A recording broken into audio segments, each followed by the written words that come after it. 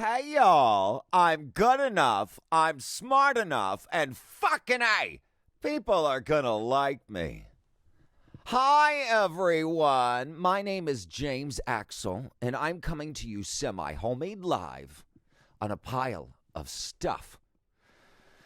I've been told that I need to record video more. And with me putting well, pretty much. Cheers. Here's to that.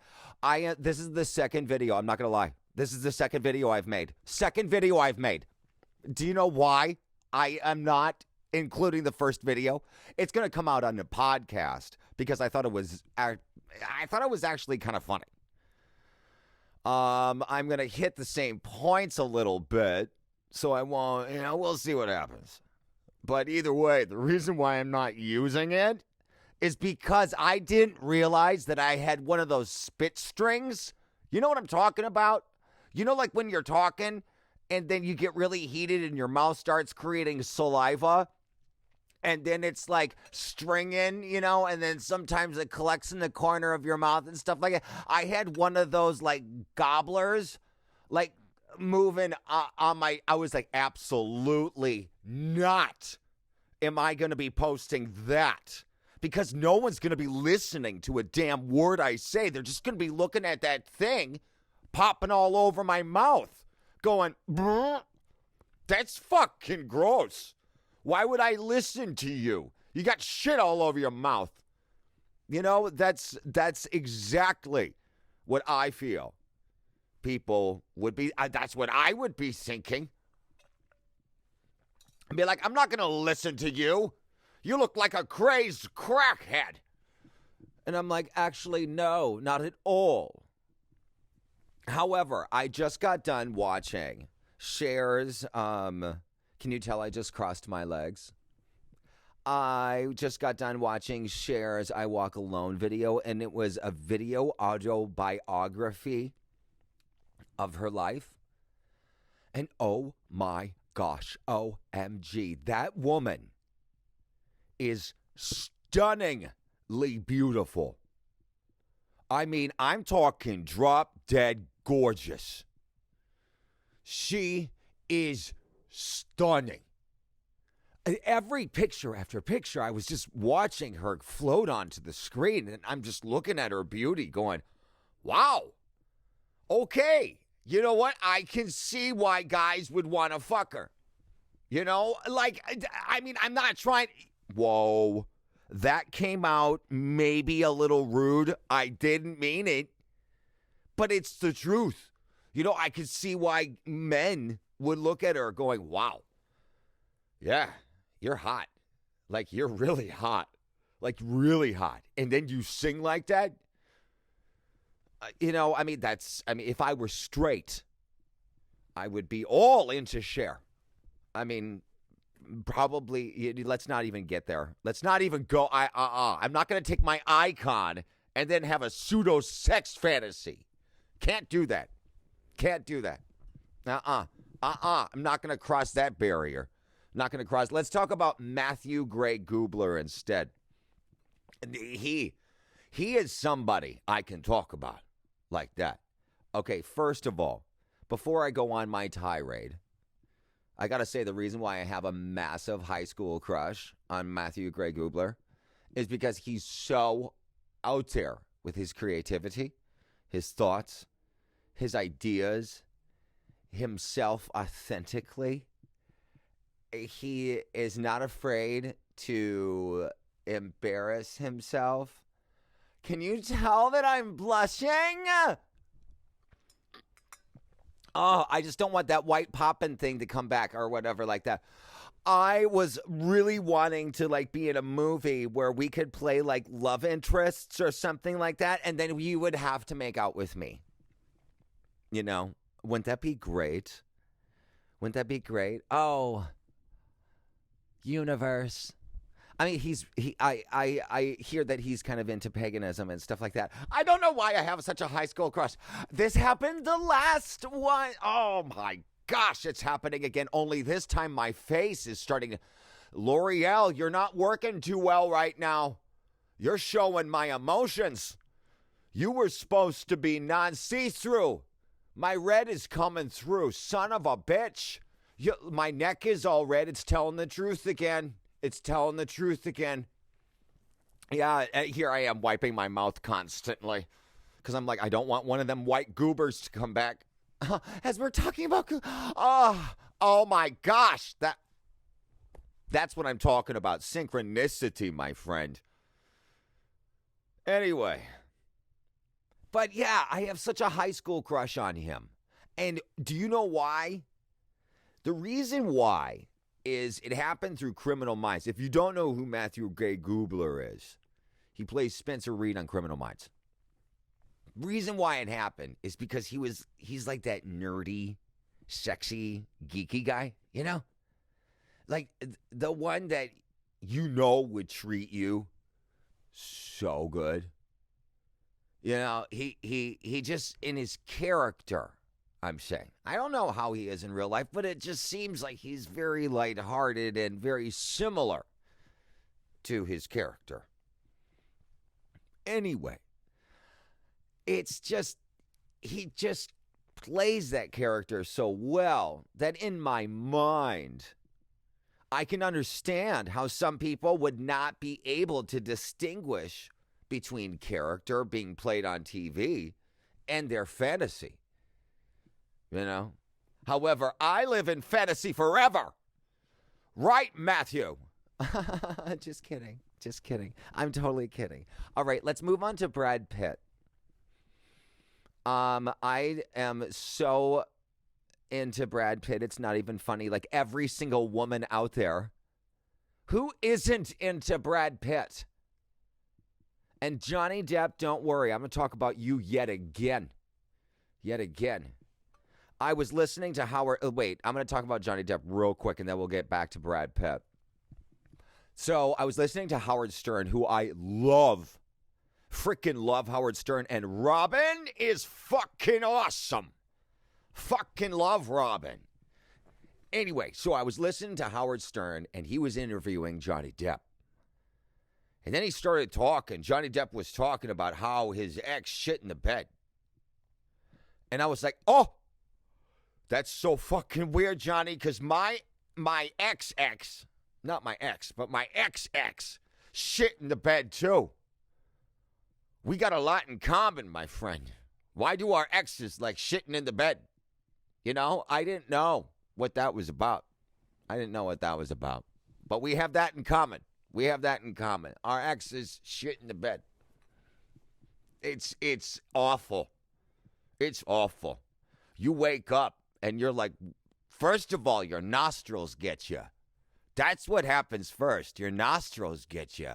And then you roll over and you're like, what the fuck is that? Like, oh. And you're hoping, you're praying to God that you didn't roll over in it. You're hoping to God. I heard it just happened to Johnny once. Twice for me. I thought once was enough on that one. But no, I dealt with that twice. Yeah, that's my similarities. You know, I have a couple more similarities with Johnny Depp other than, you know, our ex is shitting in the bed. But let's get back to Brad Pitt. Because I know that for a fact they filmed a scene from the Mexican across the street from where I live. And whenever I pass that place, I'm always thinking, I wonder what Brad Pitt was doing in between takes for that movie. How was he behaving? What was he doing? What would he listen to? You know, and things like that. And same with Julia Roberts. And I was just like, I wonder if they left any energy left behind. You know, I wonder if they kind of thought like me. I wonder if they wrote something down on a tree. I wonder if they carved their initials or symbols into something that I might be just maybe drawn to. And of course, I find myself multiple times bleaching my hair because A, I look fabulous, and B, it reminds me of Marilyn Monroe. And when Brad Pitt bleached his hair, I thought he was so hot. I didn't bleach my hair this time because of Brad. This one was from Marilyn Monroe. I did this one for Mars. Right, Mars. Anyway, what I am saying to you is that I was told to videotape like what I do in my normal podcasts, which is pretty much just kind of talking about my spiritual journey, the things that I've been through, the events that have happened in my life. And I have no problem sharing that. I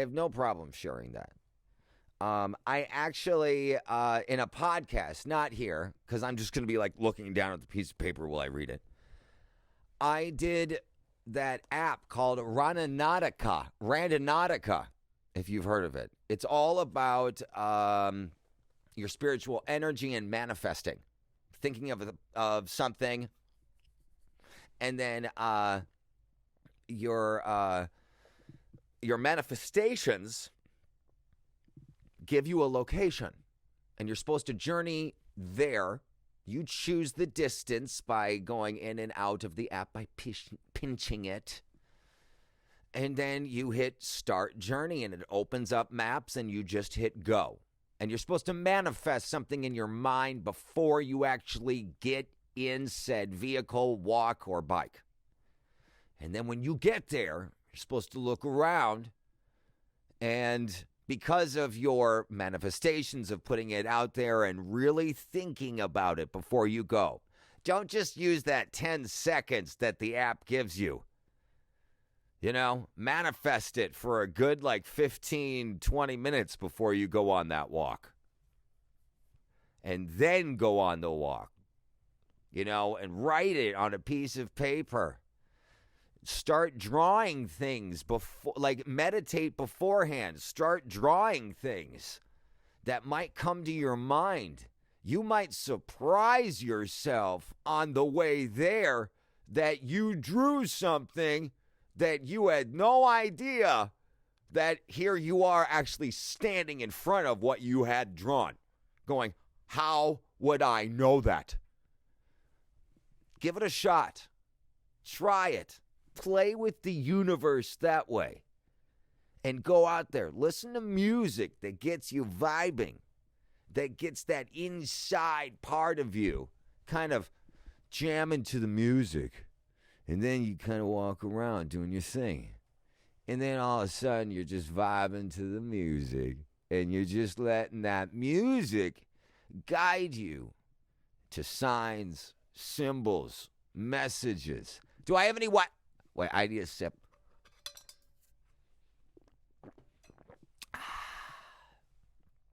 You know, to signs. I'm drawn to nature. I love nature. I've been introduced to nature. So it's one of those things where my spirituality has increased exponentially because I'm allowing it to come into my life because I want it to come into my life. I'm begging it. I've asked it, and it has responded with a graciously adoring, beautiful, yes, here I come thing. You know, and it just washes over you. And so it's one of those things where it's like my podcast is really out there to let everyone, excuse me, I don't have one of them pause buttons that Howard Stern does, and Oprah probably never has to deal with this shit. She just says, edit. Staff, I can't wait to yell that one day, just to staff, if I don't get a cup of coffee right now, someone's gonna pay. You know, and then I would find out to see who scrambles and runs out. Staff, where's my coffee? Whoever brings me my coffee gets a raise. Whoever doesn't gets fired. And then it's what? One person's left in my studio. And I'm like, that's just me. I'll have to get my own coffee as I make myself blush again. Anywho, manifesting my future is my main objective in life and connecting with a higher source to gain enlightenment and a form of ascension here on the planet while I'm still alive in this body was my goal. And I woke up today, and in my mind, the very first thing that popped into my head was a voice that sounded like it should have been in Austin Powers going, "Ascension process complete. Ascension process complete." And that's what I felt like I kept hearing over and over and over again in my head. Ascension process complete. And so I was like, hey, that's kind of awesome. So I wrote that down, and then I went for a walk, and I wrote down in my journal some of the most amazing journal entries I have yet to write down. And pen to paper, I wasn't even thinking. I was just writing. I can't even tell you what I've written yet because I haven't read it. I just wrote it. If that makes sense, I just wrote it. I haven't read it yet.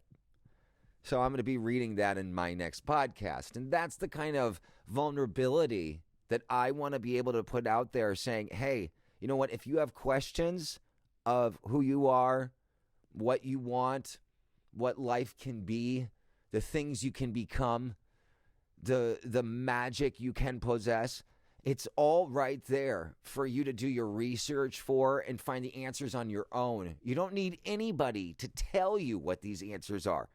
You should be looking for your own answers for your own life because your perspective is only your own. You can't see the world through somebody else's eyes. You have got to see them through yours first. And then you can relate to others because you finally have seen your own life. I talk about Mirror Work by Louise Hay. I talk about Dr. Wayne Dyer and how those two are like my spiritual parents. I talk about how I lost everything, fell down and lost literally everything, and then had to start all over again from the ground up with a brand new spiritual mental foundation. I talk about how I got there, what I did, and the voices that I create. I have the Fabulous Four. I'm not going to do any of the voices right now. But I have Chicklet, who is an alien that crash-landed from outer space, the Metatron, the voice of God, and Gladys Knight, a housewife from Minnesota with a very thick Minnesota accent. So those are that, and then I myself, James Axl. All of us together equal the Fabulous Four. And we have conversations right now. We're very excited. Axl Productions is putting this on, and we're getting ready to release James Axl's On a Pile of Stuffed Animals podcast, the musical. It's going to be a full musical with vaudeville show and everything, only like audio version. It's going to be so much fun. Oh, it's going to be so much fun. It's almost like I was thinking of like Sonny and Cher, you know, when they were on TV. Oh, that really kind of inspired me. And then vaudeville inspired me and, you know, all that fun, fabulous stuff. So that's what I like to do, is basically do a vaudeville, throw in a little bit of Muppets, throw in a little bit of, you know, Marilyn Monroe and Charlie Chaplin, and then a whole slew of other, like, inspirations from other celebrities from the past. And poof, I have my own audio version of my own program where I include myself in it, talking to you, talking to you openly about my spiritual journey, my mistakes, my flops. I make mistakes all the time, all the time. And I'm so glad I do, because if I wasn't making mistakes, that would mean that I wasn't trying. I will leave it with this. I will say, for a fact, I learned this from watching Murder, She Wrote the other day. I love Jessica Fletcher, Angela Lansbury. The quote I will leave you with is,